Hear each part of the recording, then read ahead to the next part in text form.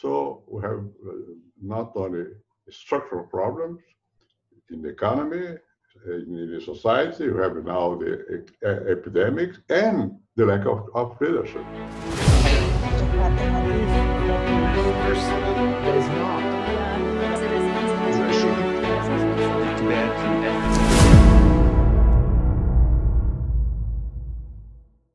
Dear friends, welcome to another edition of Forum 2000 online chat, where we discuss the future of freedom and democracy in these complicated times.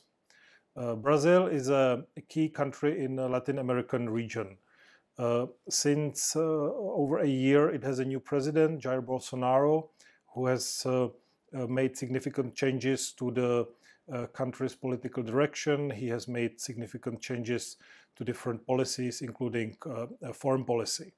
Recently, in the last couple of weeks and months, Brazil has been hardly hit by the coronavirus pandemic, and it's gradually becoming one of the global hotspots of the epidemic. To discuss this and other issues, it is an honor to welcome a leading sociologist and renowned intellectual, former president of Brazil, Fernando Henrique Cardoso.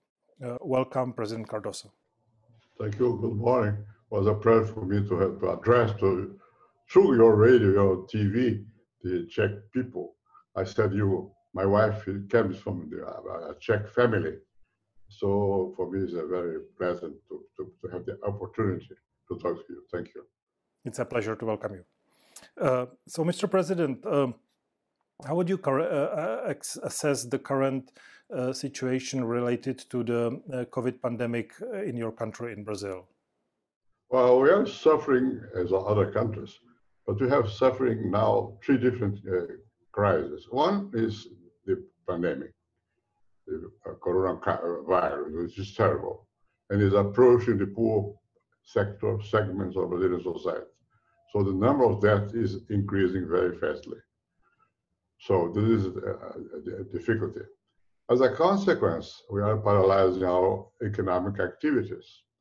So the number of employees who have no possibility anymore to stay employees is not expanding. We had already at the beginning of the crisis a very high level because after Dilma Rousseff, the depression was very profound.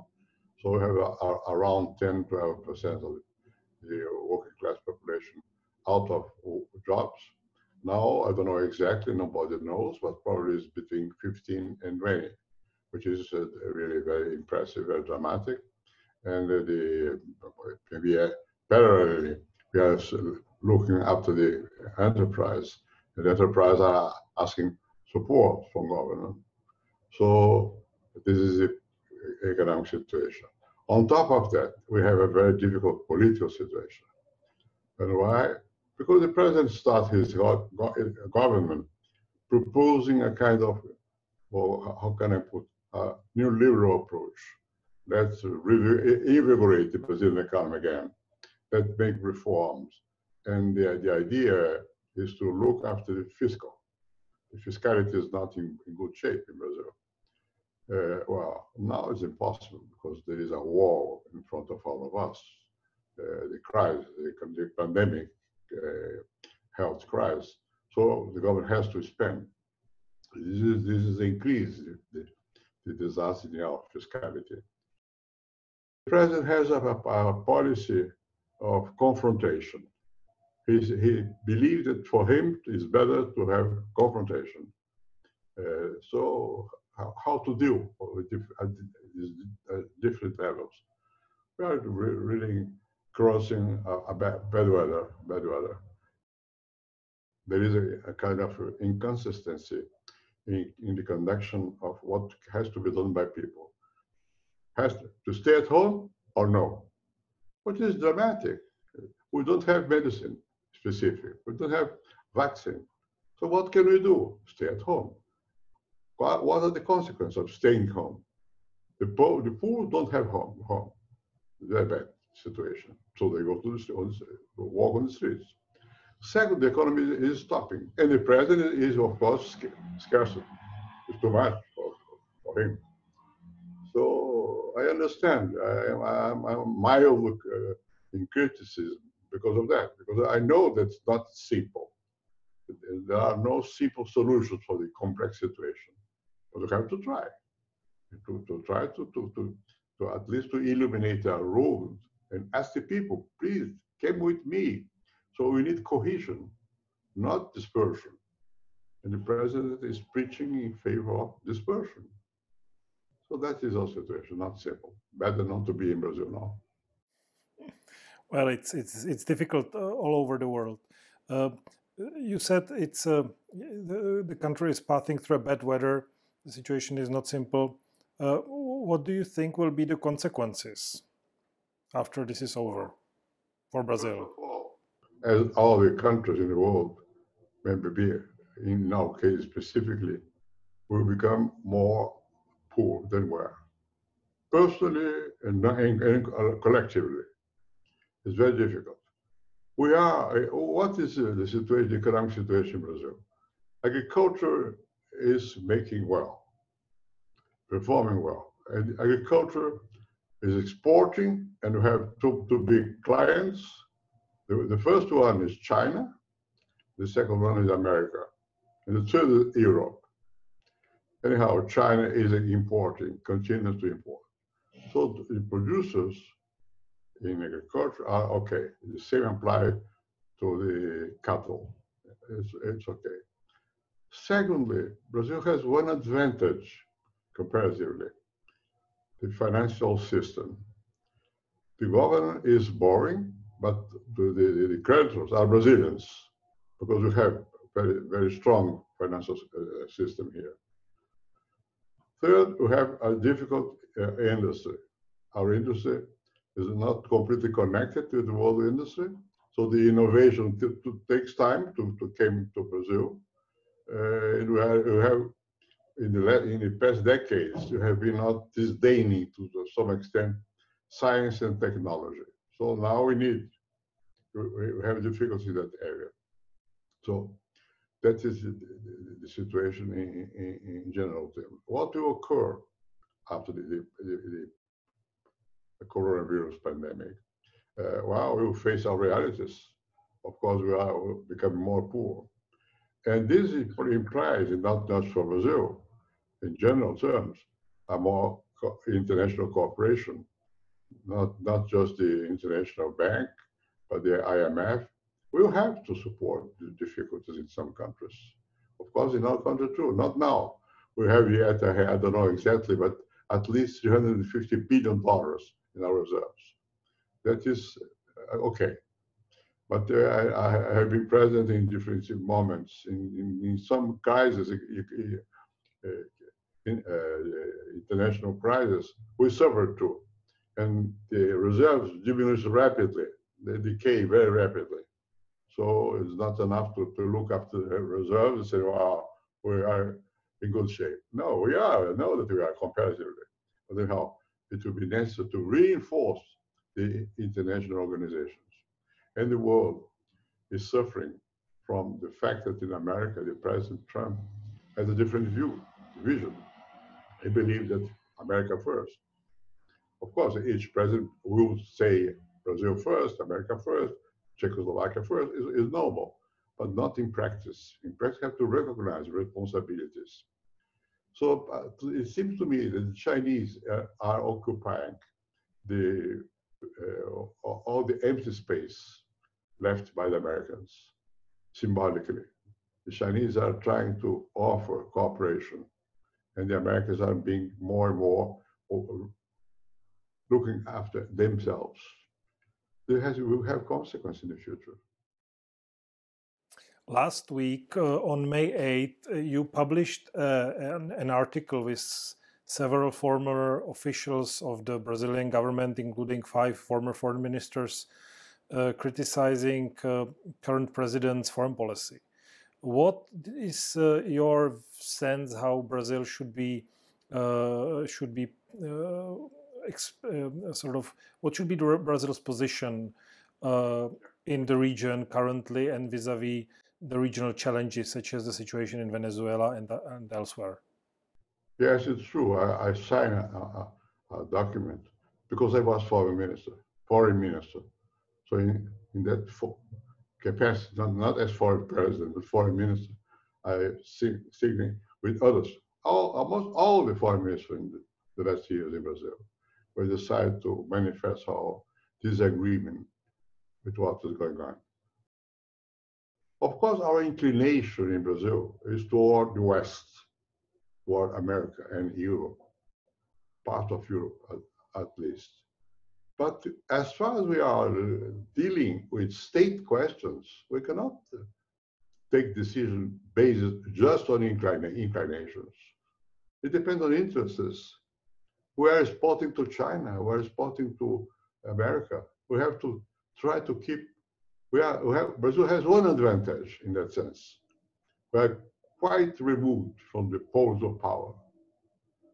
So why to take a decision in advance?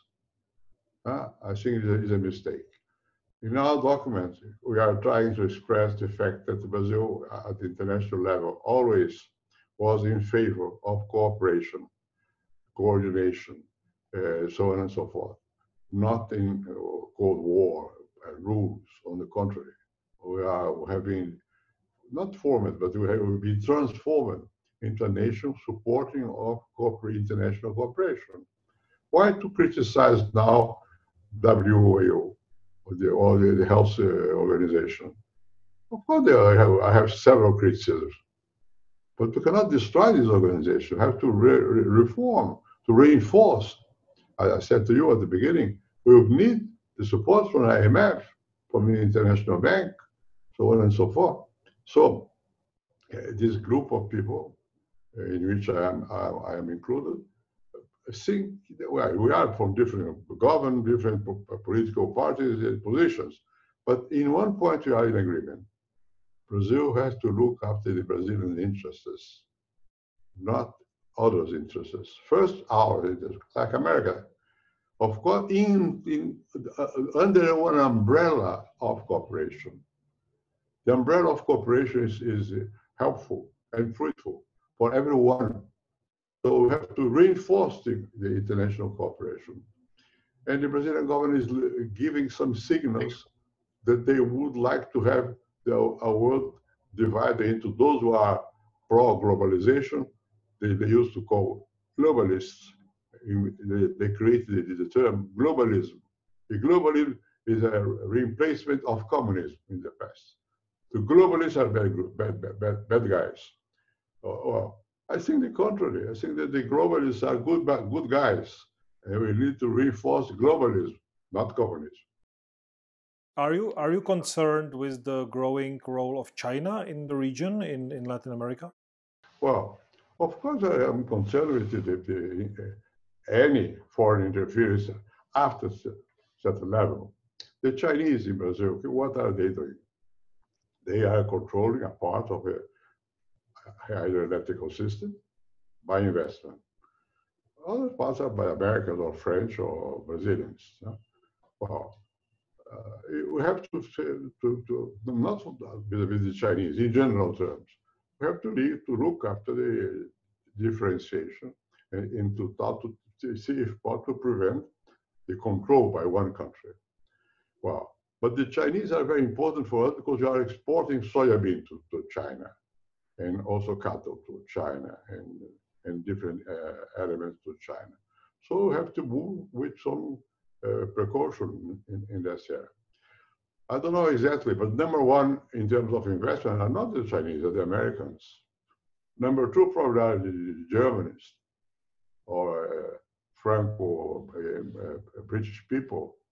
Chinese rank like fourth or fifth.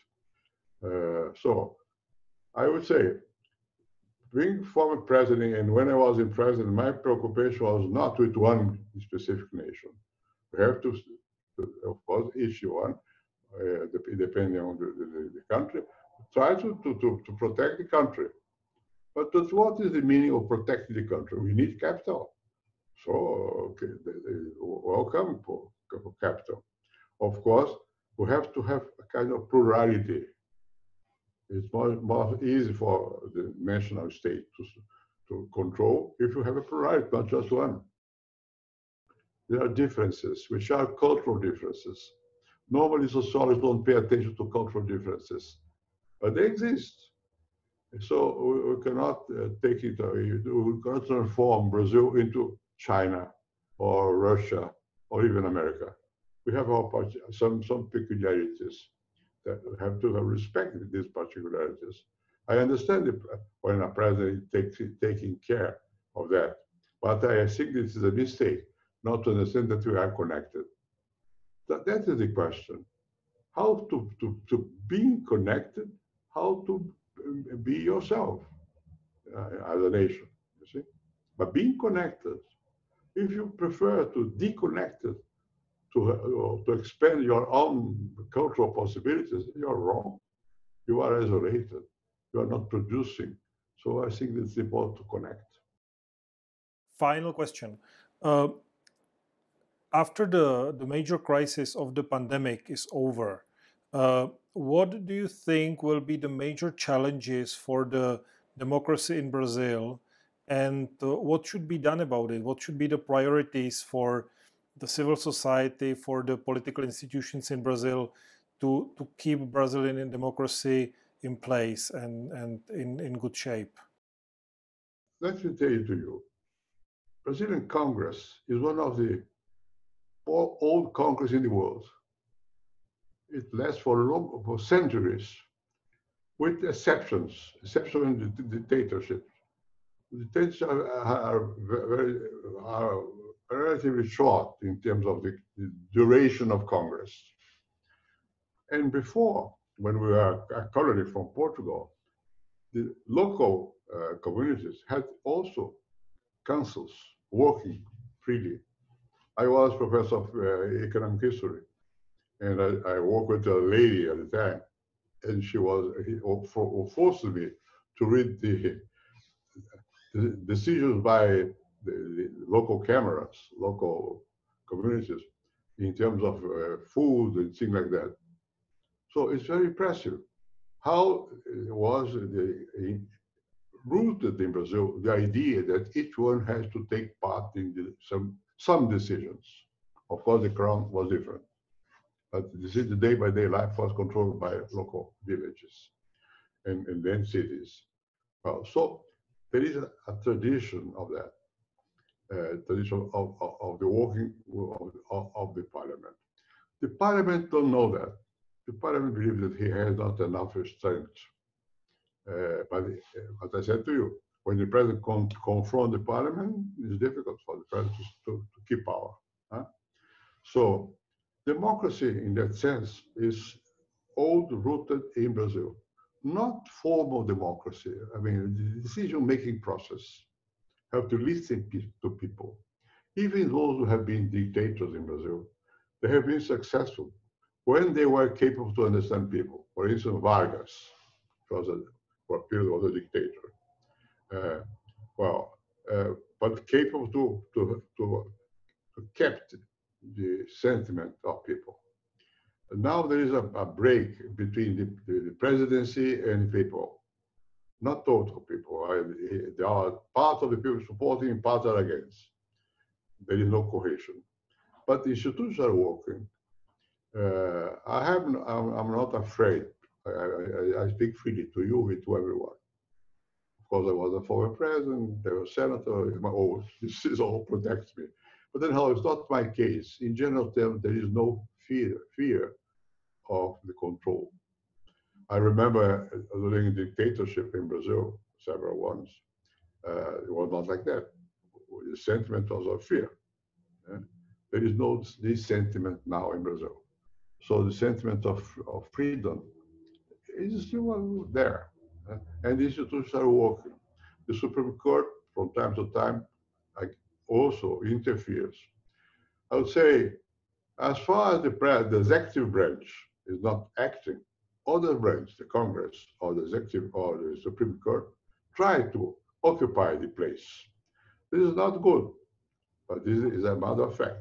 You have to be cautious in that sense too, because when we are in a moving situation, as we are, different big actors try to expand their power. No, it's not just the president, everyone. The president depends on the support of people and the army. Of course, when the powers are trying to expand each other, the army looks after the situation with some preoccupation. And by definition, the head of the army is the president, commander-in-chief. To break the spirit of hierarchy is very difficult within the army. And it's very dangerous if someone is capable to break this sentiment. Either the president or other forces. So I hope the army will keep the sentiment that they have to protect the Constitution. I try myself not to aggravate situations, not because I'm feeling by myself, but because of the country. I think that we are moving in a difficult moment, and it's better to be more moderate. This includes the president, but also the Congress and the Supreme Court. They have to have the sense of harmony. They are independent powers, but they have harmony, relative harmony. We are cruising a bad moment because of the pandemic. People is at home. There is no people. When we have in the past impeachments in Brazil, when the president has been blamed to transpass the Constitution in one point or another. Wow. But that's not just because of that. When the government starts to be paralyzed, the Congress no more approving decisions by president, is rejecting. And thirdly, people is against. We don't have the situation in Brazil. We have the beginning, and this is dangerous, of that situation. Beginning, yes. The president is declining in terms of prestige, of public approval, public opinion approval. You have the Congress, some people in Congress voicing that maybe is a moment for this kind of thing. And you have the Supreme Court trying to exaggerate in his role, constitutional role. So it's a dangerous moment. In these moments, we need calm and leadership. Our president is not calm. He's a common man. He reacts. The president has to represent the nation, not the party. This is difficult. I remember a long time ago, I was in Portugal, and my friend Mário Soares was elected president. Mário Soares at the time was member of the International Socialists. He publicly broke his carnet as affiliate to the International Socialists, symbolically, to prove, now I'm president. So that is the situation in our nation, big countries. Portugal is small, but Brazil is big.